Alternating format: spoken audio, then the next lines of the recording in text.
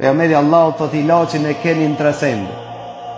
Ilaçin e smundjeve e keni në 3 sende. Në pirjen e mjaltit.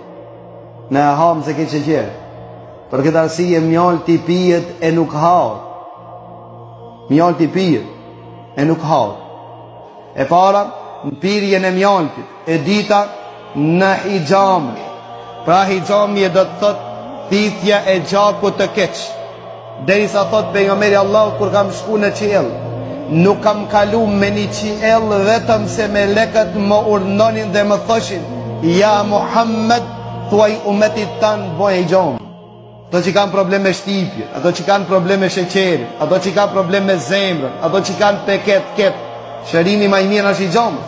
Dhe ishte sunet që ai që të bani hijame mi dhonë diçka. Pejgamberi Allahu t'i jip, kja është loj ilaçit ditë, dhe i tretë është me gjegë. A më thot pejgamberi Allahut, këtë gjegë më nuk e preferoj.